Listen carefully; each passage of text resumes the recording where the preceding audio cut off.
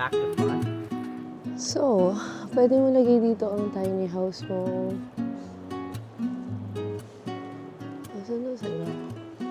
Dito, sa lugar na to, it's a tourist destination. Kaya naisip namin na gawin siyang cabin, di ba? And naisip namin lagyan ng tiny house din. So, most of the people here, they're on off-grid. So, basically, they grow their own food, they get their own electricity, they work here, they live here. So, that's gonna be like the niche that we're trying to come up with this property. I think for some people, they will buy like 10 hectares and they will develop it like a subdivision. And that's not the goal for this property. We want to like keep it private, keep all the trees here, diba? So, yun lang. So, quick update lang guys. Okay na yung lupa. Nag-go ahead na kami. So, naayos na rin yung mga kailangan ayusin sa papel. Ngayon, we're going to cut the trees. Kailangan namin i-clear out yung trees. Actually, today din, meron kaming tinitignan na pamputol ng puno. Alam mo yun, ay, magiging busy na naman tayo. Wow. So, that's pretty small. Yeah. It should. I bought a smaller one. He had like a few for sale. So did you ask? Like, is that enough? Like trees, like you have? he said it's How much? 800. No discount? You could have brought me. I could have asked for more discount. Let's go.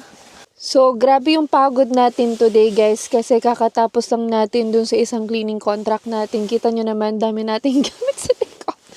At kasama pa natin ang buong family. Kasi today, we are going to Salt Spring Island. At may titignan tayong dome para dun sa property na i-develop natin for Airbnb and a wedding venue eventually. So, may kinakausap na tayo ng supplier for the dome. Yun yung titignan natin tonight. So, punta tayo ngayon doon. It's gonna be another 2 hours driving today. Pero hopefully, maging worth it yung punta natin doon. So, ipapakita nila kung ano ba yung mga klase ng domes, gano'n ba siya kalaki. Kailangan namin siyang makita in person at matulugan para masabi namin na, alam mo yon, is this for us? You know, babagay ba siya sa target market namin? So, yun, samahan nyo kami. Sobrang pagod tayo today. At dahil dyan, kakain tayo ng masarap. Kohlrabi and parsnips, blue cheese, and roasted tomatoes. Sorry. Thank you. You're welcome. Thank you. Enjoy. Okay, let's try the beef brisket. Let's go. Mahal-mahal nito. Tingnan natin kung masarap.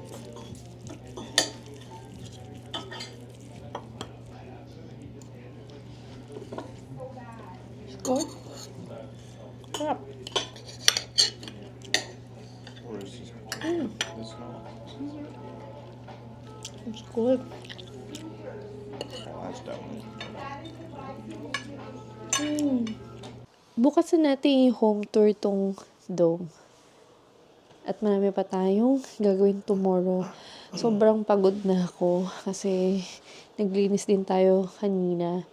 Ngayon magpapahinga na tayo. And then tomorrow na morning na tayo magkikita ulit. Good night, guys! Yung moon sa labas.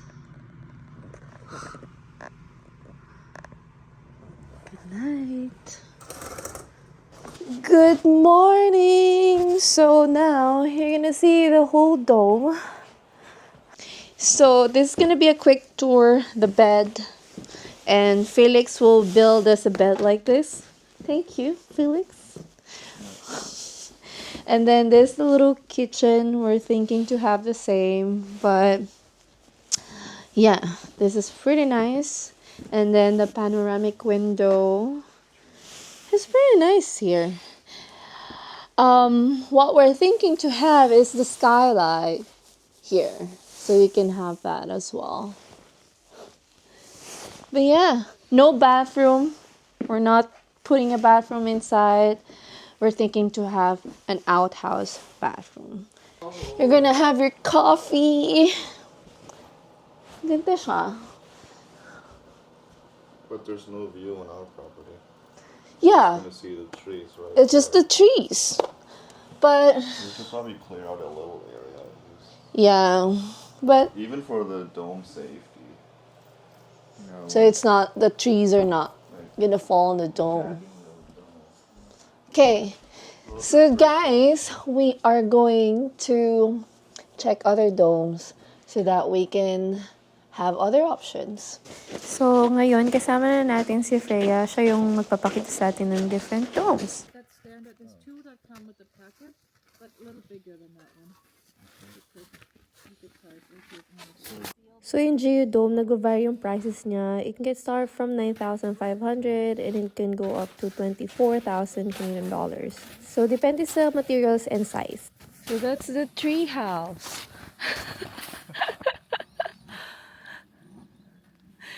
Oh, this is the yoga studio? Yeah. How big is this? Yeah, we've had some parties. 32. 32, and then it has an extra layer for height. So, ito guys, isa sa mga lumang domes nila and sobrang laki niya kasi ginagamit nila for yoga studio.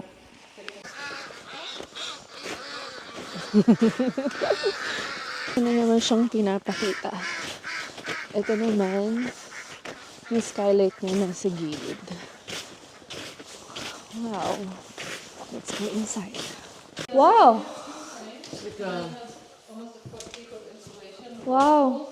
It's like a house. It's a house. It is a house. It's a dome house. A dome house. Yeah.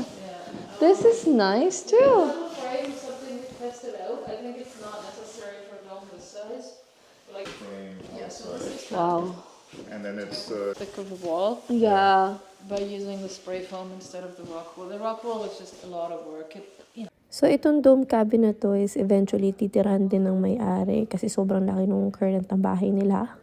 Pero guys, kung meron din talaga kayong lupa sa Canada, mas gugustuhin mo rin mag-tiny house para hindi ka na magkaroon ng mortgage o magkaroon ng malaking liability, diba, dito sa Canada. So guys, pauwi na kami. Hindi na kami nakapaggala sa Salt Spring Island kasi nga magdadrive pa kami for like 5 hours. So, ngayon, kailangan na namin magdesisyon kung ano ba yung kukunin naming dome.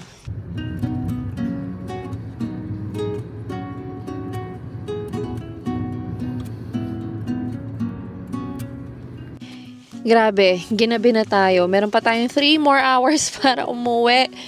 But we're here, Home Depot, kasi kailangan bumili ni Felix ng parang suit para for safety kung magpuputol ng puno. Pero baka ang tanong nyo, bakit kami magbibuild ng dome, bakit hindi cabin? Kasi guys, we wanted to have the dome ready by summer. Gusto namin ma-build na siya agad-agad. And then, yun din yung, kumbaga, yung affordable option for us to start an Airbnb. And, alam mo yun, dito, uso din ang glamping, kung tawagin nila. So, yun yung gusto naming ipa-experience sa mga bibisita sa amin doon sa property, yung bibisita sa North Island. Kasi may mga iba kasing akong mga kaibigan, like mga kakilala. Alam mo yun, gusto nilang mag-camping pero ayaw nilang mag-camping. Gusto nila mag-camping pero hindi nila kaya yung, alam mo, yung traditional camping. Gusto nila yung glamping. So, yun yung ibibigay naming experience sa mga bibisita dun sa lugar namin. Kasi maganda yung lugar namin, guys. Tourist destination din talaga siya dito sa island. Pero yun nga, alam mo yun, limited yung mga Airbnb options. And this is gonna be the first dome sa lugar namin. Kaya exciting. So, dapat pag nag-create ka ng business or something like that, you know, you have to be unique. You need to find your niche. So, yun, since wala pang dome sa lugar namin, yun yung pinakauna. Kaya, magiging exciting na journey to para sa amin. So guys, next week naman, pupunta ulit tayo dun sa property kasi i-measure na natin siya and titingnan natin kung saan natin i-build yung dome. So, thank you guys for watching our video and samahan nyo kami sa journey na to. Subscribe in our channel and I'll see you in the next one. Bye guys!